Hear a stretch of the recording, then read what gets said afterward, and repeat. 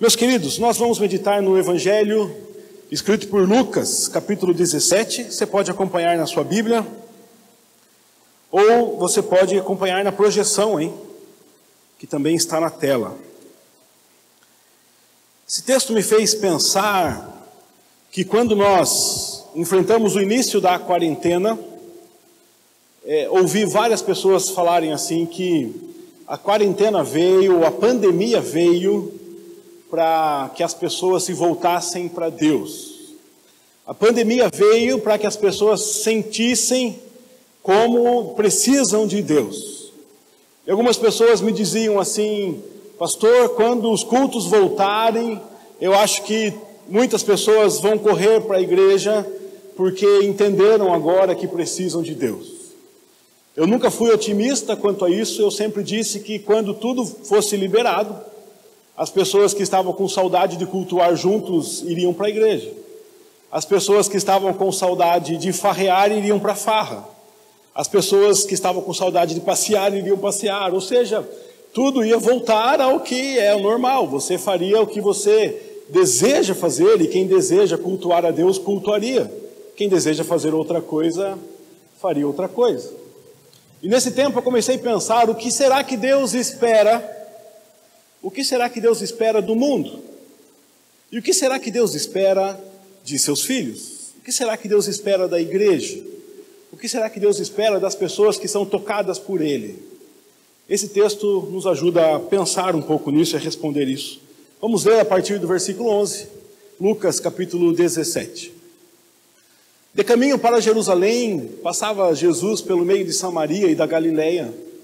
Ao entrar numa aldeia, saíram-lhe ao encontro 10 leprosos, que ficaram de longe e lhe gritaram dizendo: Jesus, mestre, compadece-te de nós. Ao vê-los, disse-lhes Jesus: Ide, mostrai-vos aos sacerdotes. E aconteceu que, indo eles, foram purificados.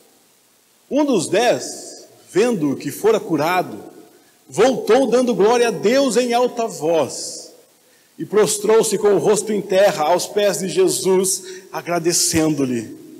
E este era samaritano. Então Jesus lhe perguntou: não eram 10 os que foram curados? Onde estão os 9? Não houve porventura quem voltasse para dar glória a Deus, senão este estrangeiro? E disse-lhe: levanta-te e vai, a tua fé te salvou. Vamos ter mais uma palavra de oração? Mesmo assentado, feche seus olhos e oremos. Pai querido, nós lemos a Tua palavra e reconhecemos que ela é Tua. Ela vem do Senhor. E nós precisamos que o Senhor comunique a Tua palavra a nós. Que o Senhor abra o nosso ser, a nossa mente, o nosso entendimento, os nossos olhos, os nossos corações, para que possamos ouvir a Tua voz, para que possamos ver o Senhor revelado na Tua palavra, para que sejamos transformados pela Tua palavra. Isso nós te pedimos, em nome de Jesus. Amém. Irmãos, o texto nos fala de um samaritano, mas nos fala de 10 leprosos. Um deles era samaritano, pelo menos um deles. Quando nós vemos um grupo de leprosos, nós não temos noção hoje do que seria isso. E eu fiquei pensando como atualizar para os nossos dias o que era a lepra nos dias de Jesus e qual era a situação social da lepra. Eu pensei numa coisa meio arriscada de mexer, mas que talvez nos clareie. Eu pensei nessa discussão que estamos tendo aí sobre a vacina do coronavírus. E aí tem uma discussão: a vacina fica pronta, a vacina não fica pronta, a vacina é obrigatória, a vacina não é obrigatória. Eu quero que você imagine o seguinte: imagine uma cena que é hipótese. Imagine que a vacina fique pronta hoje e que ela seja obrigatória, todo mundo tem que tomar. E você fala assim: não vou tomar. E o governo começa a te apertar para você tomar, e você fala: não vou tomar. Então o governo vai te multar, é o que você imagina. E você fala: pago a multa, mas eu não vou tomar. Aí o governo fala assim: então, se você está colocando outras pessoas em risco, você não pode mais entrar nas lojas se você não tem vacina. Porque você põe outras pessoas que não podem tomar vacina em risco. E você fica limitado, agora eu não posso comprar.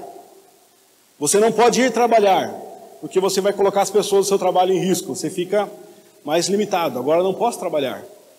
Você não pode receber prestadores de serviço na sua casa. Você fala, agora ficou mais complicado ainda. O cara da internet não pode vir em casa, daí eu não posso trabalhar nem home office. Bom, você não pode ir à igreja, porque você pode contaminar outros. Você, no final das contas, se você mora com a sua família, você tem que sair da sua casa. E mesmo que você more sozinho, você não pode mais morar na cidade.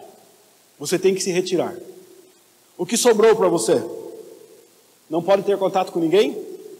Não pode entrar na cidade. Se você, caminhando pela estrada, encontrar com alguma pessoa, você tem que gritar de longe: fique longe de mim, eu não tenho vacina. Fique longe de mim, eu não tomei vacina. Já imaginou o que seria das nossas vidas numa situação dessa?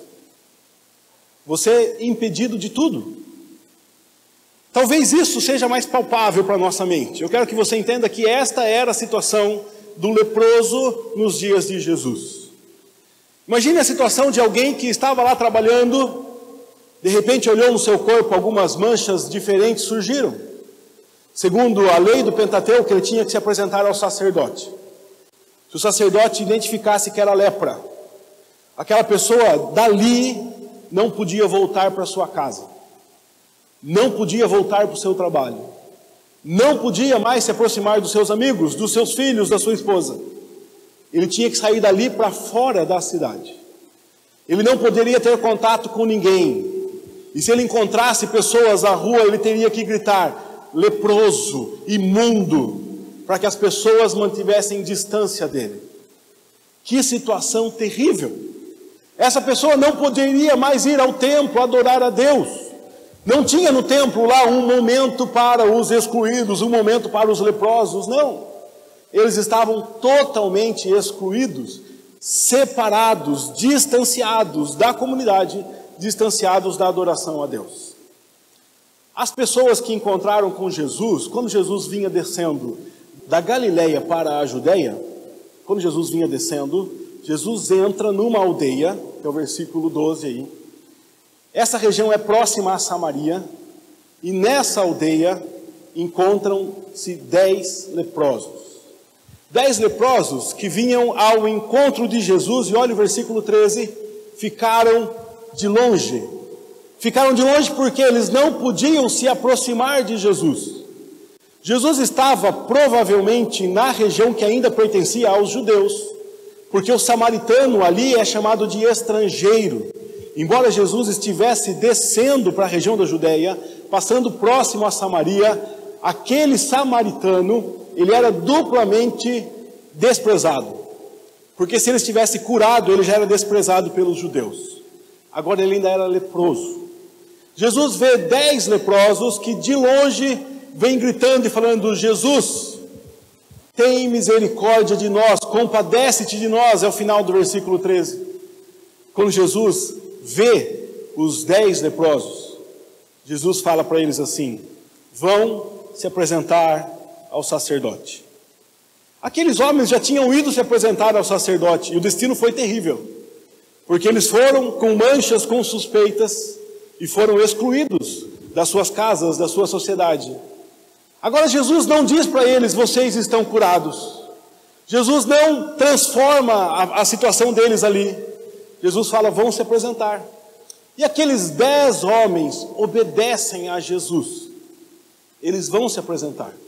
E o texto nos diz, olha lá, a penúltima linha: aconteceu que quando eles estavam indo, eles foram purificados, foram curados. Foram curados obedecendo a Jesus. Foram curados porque ouviram a voz do Senhor e seguiram.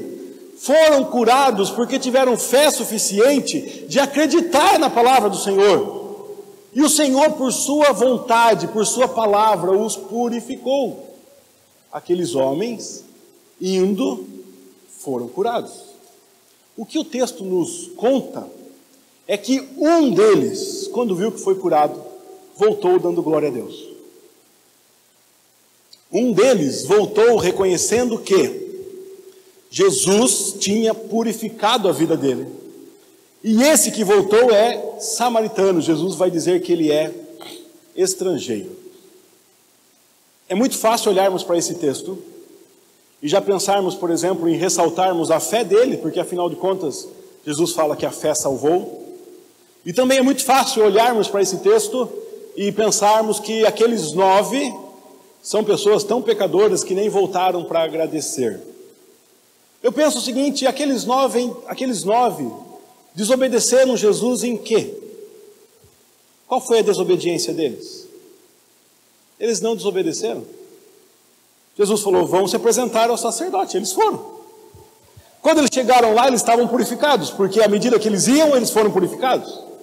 Quando eles chegaram ao sacerdote, provavelmente o sacerdote olha para eles e fala, pode voltar para casa, pode voltar para a família, pode voltar para a sociedade, pode entrar no templo. Aqueles homens então obedecem a Jesus, obedecem ao sacerdote e voltam para casa. Um deles volta para Jesus. Quando esse homem volta para Jesus, Jesus faz uma pergunta: cadê os 9? Eu não curei 10? Cadê os 9? E aqui nós vemos que Jesus esperava que aqueles homens que foram por ele purificados voltassem. Nós falamos que Jesus estava descendo para a Judeia, próximo a Samaria, entrou numa aldeia. Essa aldeia poderia ser pequena. Imagine que nessa aldeia imagine uma cidadezinha pequena aí, 3.000 pessoas, ou 1.000 pessoas, um vilarejo. Sobre aquelas 1.000 pessoas, naquele dia, o sol nasceu. Isso não é graça de Deus? Naquele dia, talvez chuva tenha caído. Isso não é graça de Deus?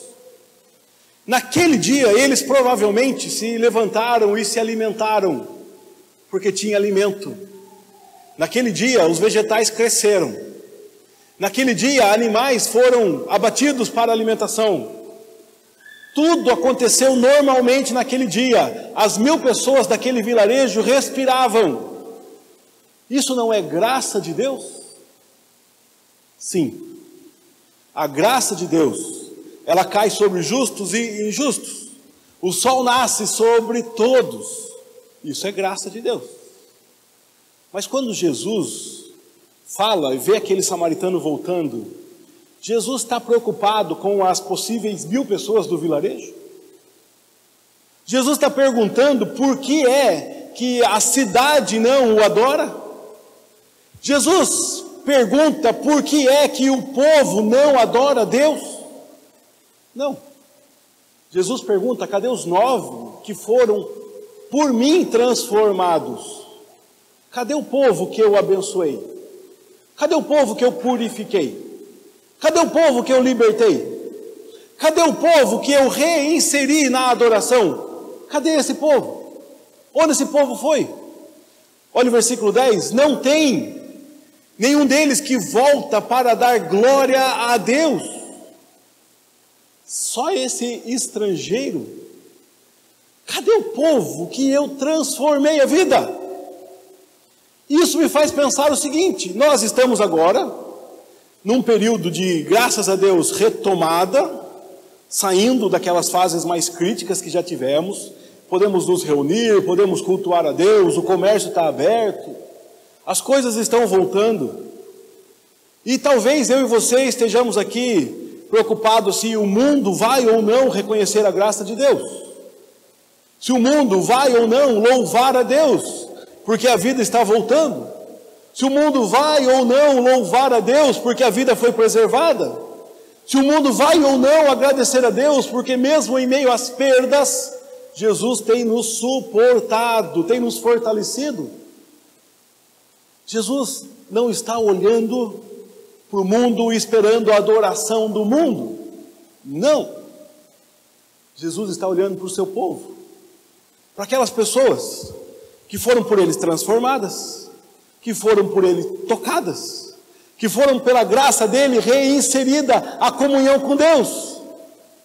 Jesus está olhando para nós. E Jesus está esperando de nós adoração a Deus.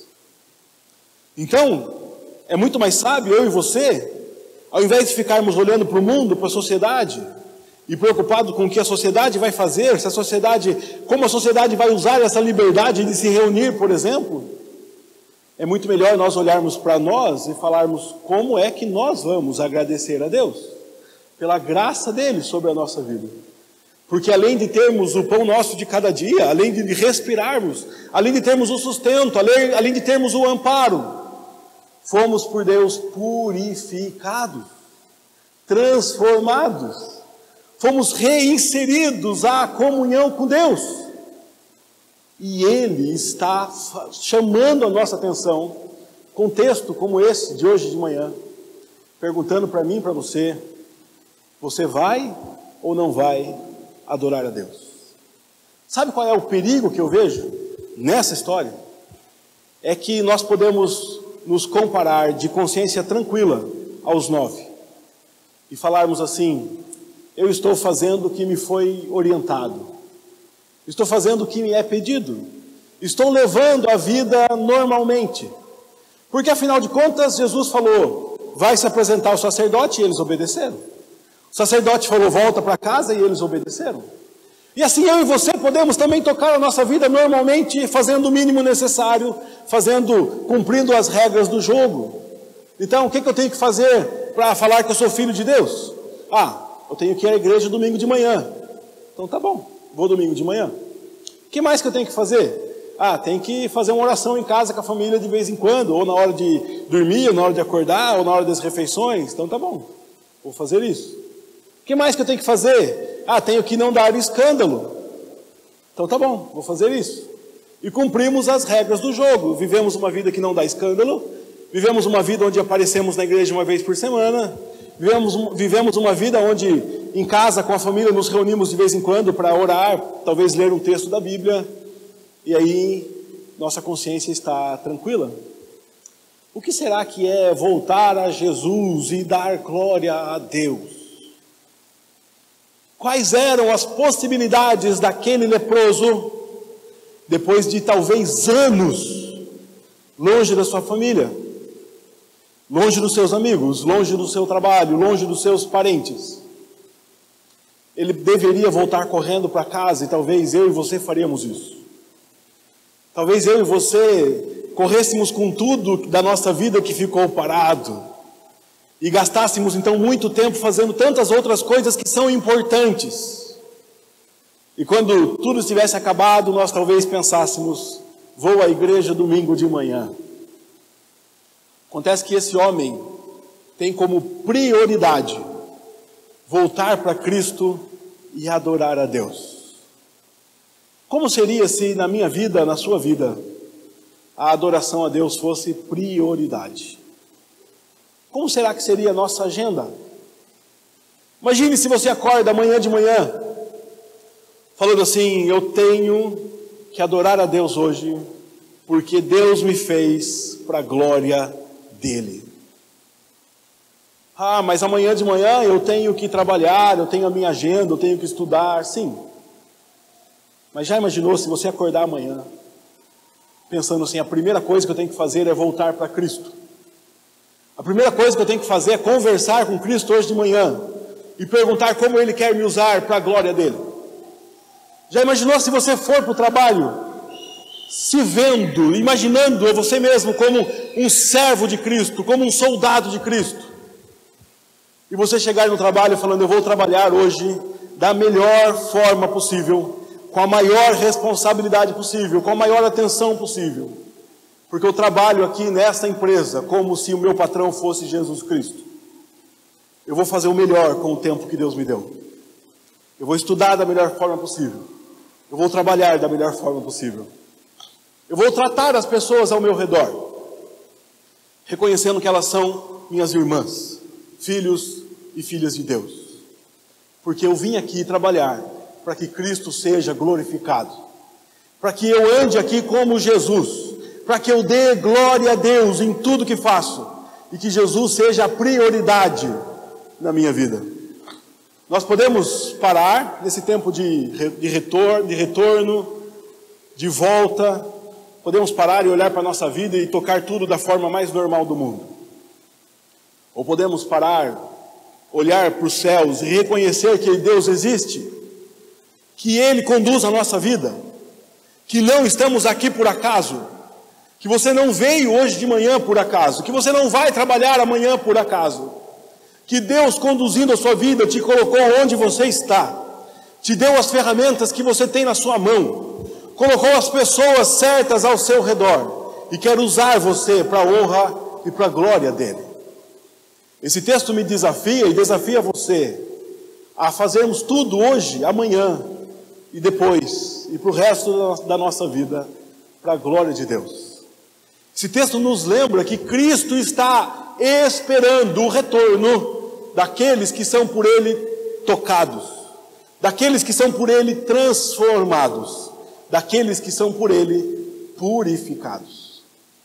Se você foi purificado por Cristo, e se você de repente tem se comportado como um dos 9, ainda há tempo. Porque o texto continua ecoando a voz de Jesus e perguntando: onde estão os 9? Onde estão aqueles que eu purifiquei? Onde estão aqueles que eu transformei? Onde estão aqueles que eu reinseri a comunhão com Deus? O que eles estão fazendo? E se eu e você nos pegamos fazendo outras coisas, colocando outras prioridades sobre Jesus, acordemos, ouçamos a voz de Cristo e coloquemos Jesus como prioridade na nossa vida. Eu acredito que ficou bem claro, mas eu quero reforçar com você.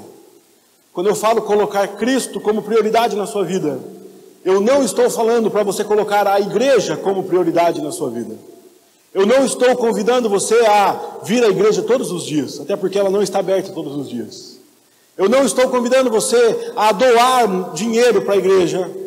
Eu não estou convidando você a ter uma vida limitada, tapada, quadrada, como o povo diz, que só fala de igreja, só pensa de igreja. Eu não estou convidando você a no seu trabalho ser aquela pessoa chata que só fala da Bíblia, que aponta o erro em todo mundo e que se põe como o único certo. Nada disso.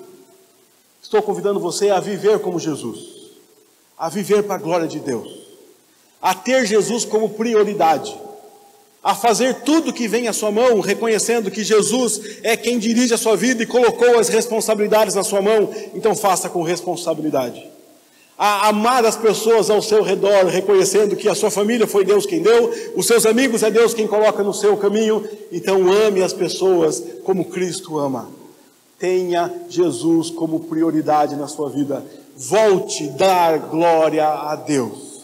Se você pegou um caminho diferente, se na sua família a forma como você trata seus amigos, a sua esposa, seus filhos, seu marido, seus agregados, se essa forma não glorifica a Deus, volte para Cristo, volte a dar glória a Deus, faça uma conversão.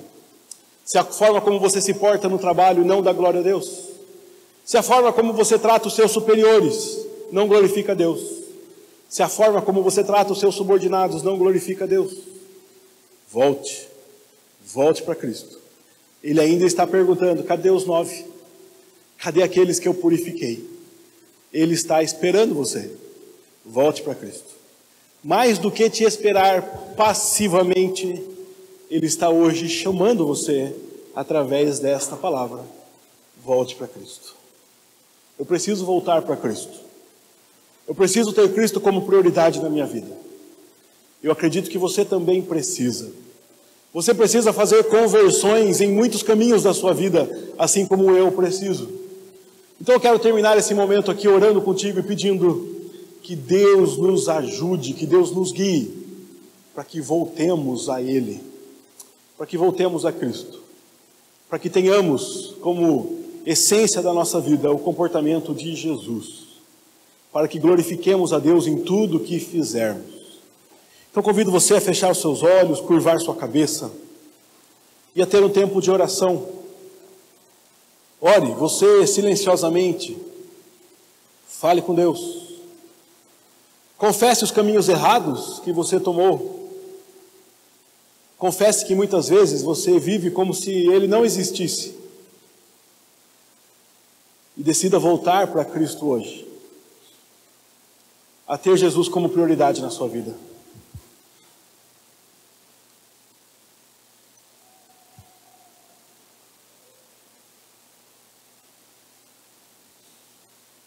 Querido Deus e Pai, nós confessamos, reconhecemos nossa ingratidão perante o Senhor.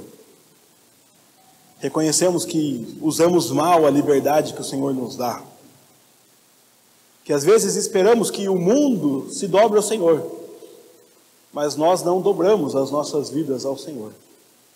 Nós não o adoramos, nós não nos voltamos para o Senhor. Nós colocamos a nossa agenda em primeiro lugar. E o Senhor deve ser a nossa prioridade. Nós devemos amar o Senhor acima de todas as coisas. Acima de todas as coisas. Então, Pai, eu te agradeço porque o Senhor chama a nossa atenção nessa manhã com a Tua palavra. O Senhor nos chama a nos voltarmos ao Senhor. Nos voltarmos à Tua vontade. A reconhecermos que o Senhor tem nos purificado, nos transformado. Muito obrigado pela Tua voz que nos chama. Nós queremos voltar ao Senhor, ó Pai. Ajude-nos a, em todas as áreas da nossa vida, nos voltarmos ao Senhor. Reconhecermos Tua graça, Tua misericórdia, Teu poder. Nós pedimos em nome de Jesus. Eu te agradeço, ó Pai, pelos meus irmãos e irmãs que aqui estão, porque o Senhor trouxe cada um de nós em paz aqui, pela bênção e pelo privilégio de nos reunirmos, pelo privilégio de falarmos contigo, certos de que o Senhor está nos ouvindo, pela bênção de ouvirmos a Tua voz através da Tua palavra. Muito obrigado, Senhor. Te peço que o Senhor nos leve em paz, que o Senhor nos abençoe, que o Senhor nos guarde, que o Senhor nos ilumine, que o Senhor continue falando conosco nesta semana, que o Senhor nos lembre, Pai, dia a dia, a nos voltarmos para o Senhor, momento a momento.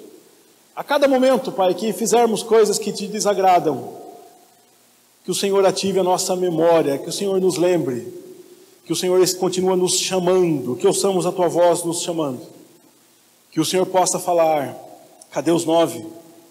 Que possamos ouvir a Tua voz, nos apresentarmos ao Senhor, adorarmos ao Senhor com as nossas ações, com a nossa vida, com todo o nosso ser. Nós Te agradecemos em nome de Jesus, nós pedimos isso em nome de Jesus. Amém. Amém. Meu irmão, minha irmã, que o Senhor nosso Deus te abençoe e te guarde. Que o Senhor levante os olhos sobre você. Que o Senhor tenha misericórdia de você e que Ele te dê a paz, hoje e sempre. Amém.